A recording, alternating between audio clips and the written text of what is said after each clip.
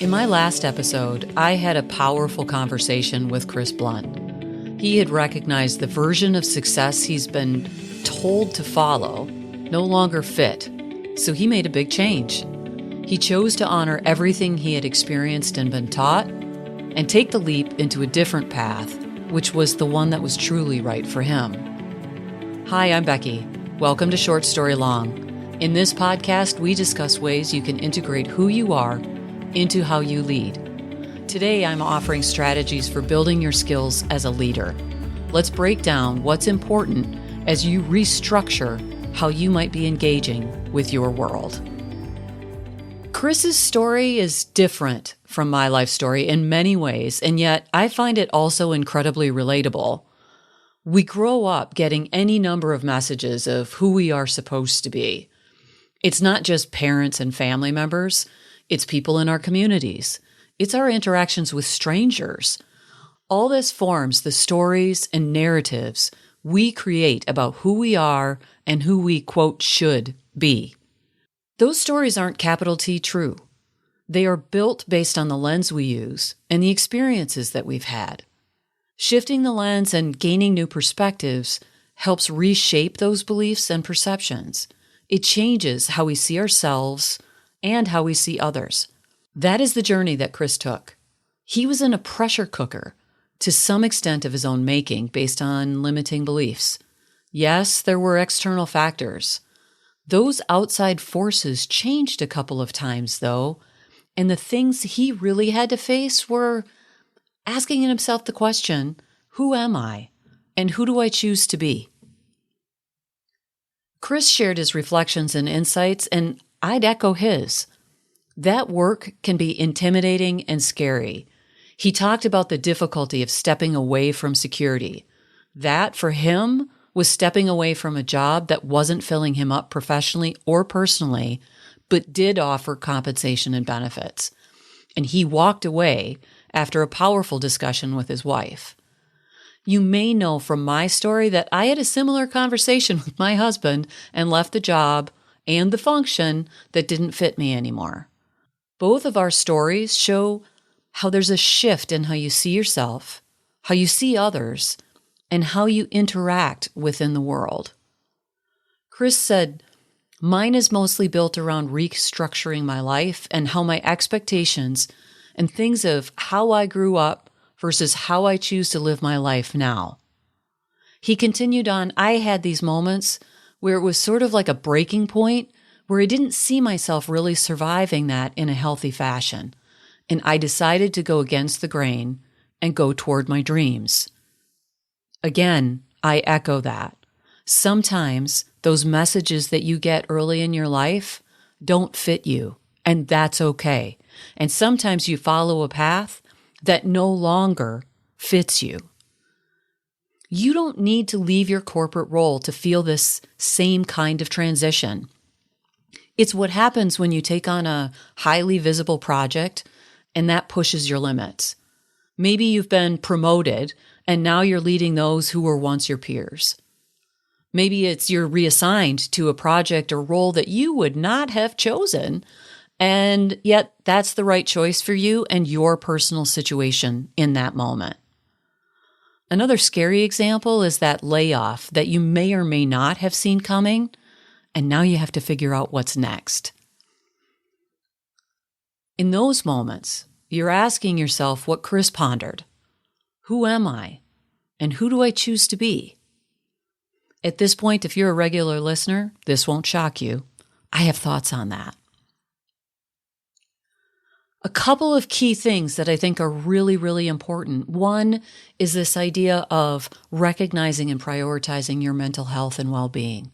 It's also that recognition of who you truly are and what's important to you, and giving yourself some grace while also stepping into that idea of resilience and how am I going to continue to move through these situations. And yeah, sometimes that comes with really challenging decisions that you need to make.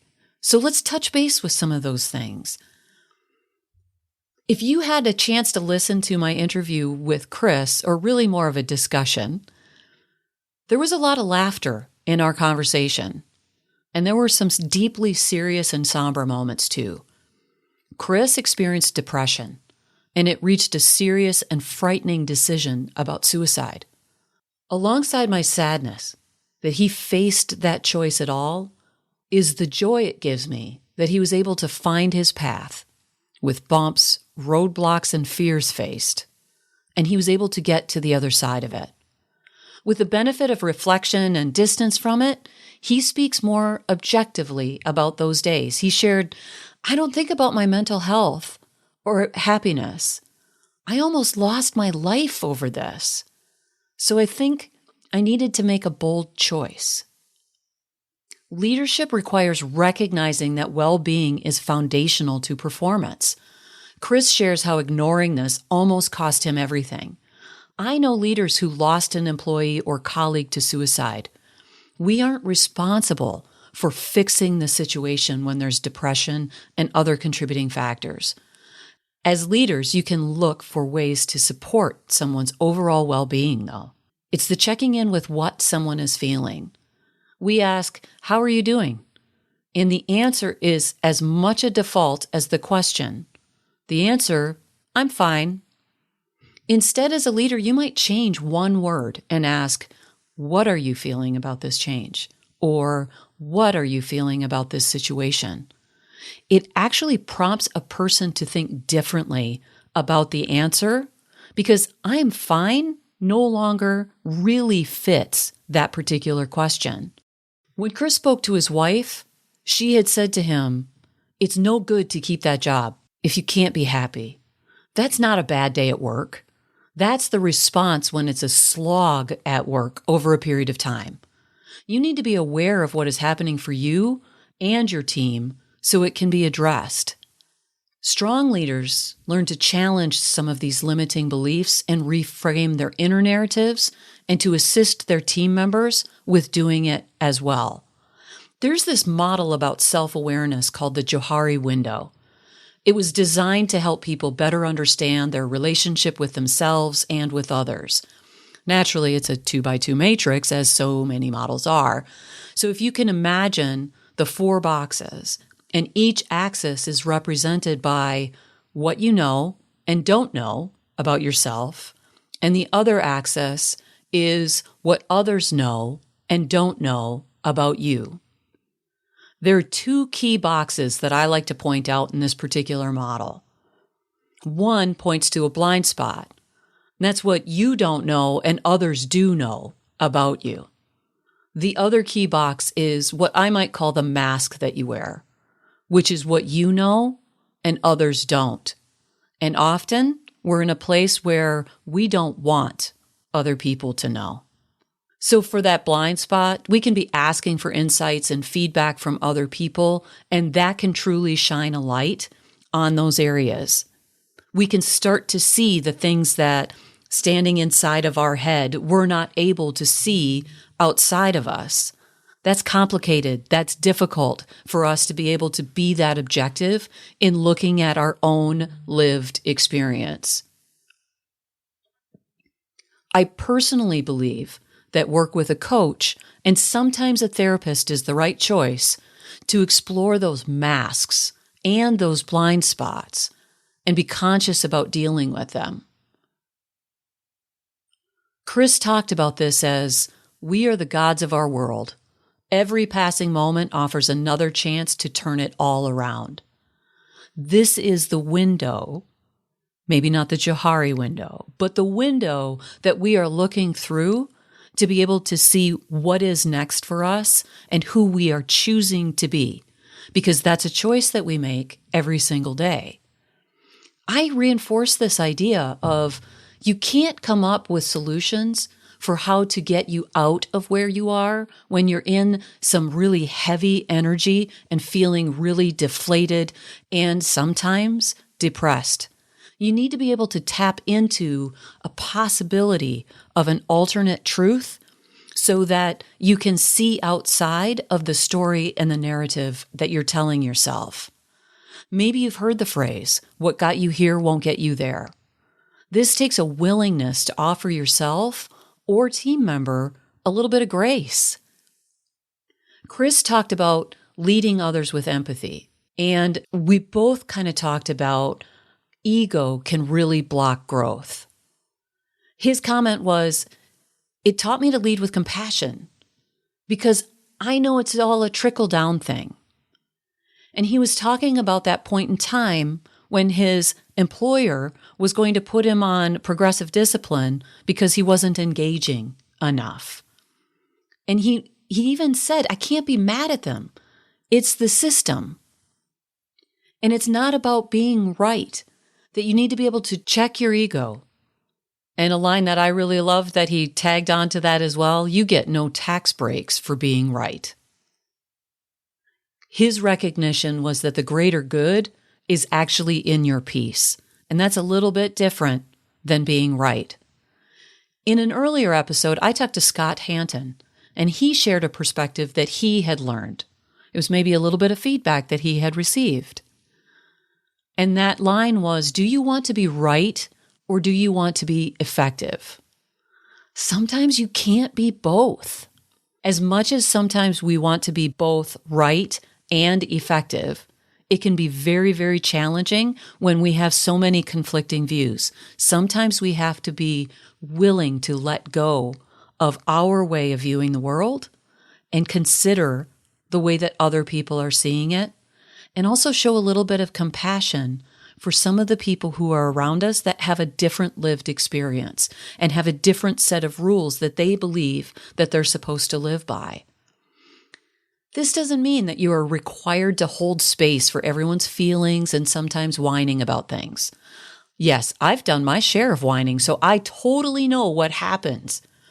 I think you may recognize some of those moments too if you look at your history with some honesty and some objectivity. What it does mean is that you can offer the benefit of the doubt to people.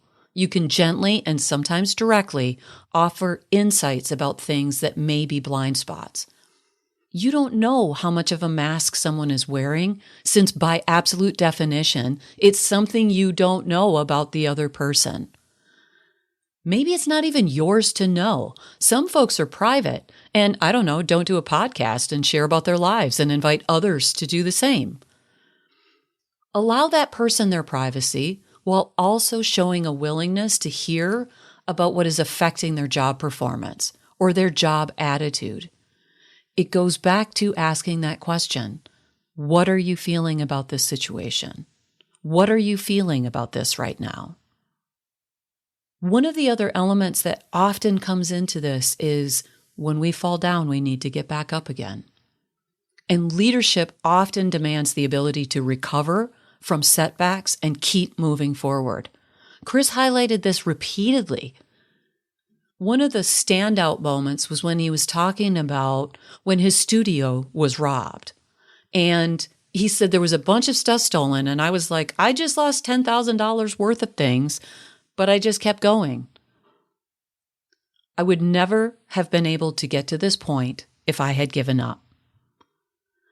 And isn't that the truth, that when we think about what is failure, it isn't the falling down that is the failure. It is the giving up that makes us feel like we failed. Naturally, my hope is that you are never robbed and lose anything in this way. Still, we all face setbacks in our own way. There's loss and grief over what is lost. We get knocked down and still we rise. This is easier when we have a support system. Colleagues, friends, family, who will offer support and perspective. They push you when you need encouragement, and they comfort you when you need acknowledgement. Who are those people in your life? Maybe you thought of 2 or 3 people just right out of the gate as I asked that question. This one might be a different lens to think about, which is, when are you that person in other people's lives? When are you, as a leader, showing that encouragement and showing that acknowledgement? Sometimes, as leaders, you may not be able to help them get to the other side of whatever thing your team member is experiencing. Sometimes you need to make those tough decisions, own the consequences, and recognize that choice is always available. Sometimes you have to make really brave moves that make you feel uncomfortable but are ultimately better for you. Chris said that also several times and in different ways. When I was in HR, I was considered tough on performance. Honestly, it was likely a fair description. Looking back at some of those situations, I think about the well-being of the people. I spent time talking to employees about what was happening. Sometimes that was tough love. That time that I said something along the lines of, that log of all of your hurt feelings is really not helping you right now. Or some of the supportive encouragement. That time when I would say to someone, I see you're struggling. You need to buckle in to get this task complete. It's hard, but you are capable of doing this.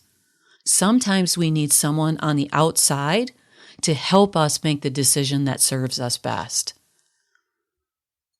Now, I'd also be adding in the idea of, what are you missing that is important to your career development? What are the things that you dread? If it's the whole job, you have something to think about here. It's not on the company to create the job you want. If you don't want what is currently available, you have agency to choose what's next. Chris took a huge leap. That doesn't need to be your path. You may change roles, functions, organizations, whatever it is that fuels you to do your best work again. As a people leader, it is challenging, yet it's also your role to call out when you see a person who is disengaged. Look, when Chris was told he wasn't engaging enough, and seriously, can we all do a collective eye roll right now about he wasn't engaging enough with customers and was now getting written up? Well, he left. He's like, I'm out. That's his choice to make. I often talk to people, actually, this is throughout my life and career.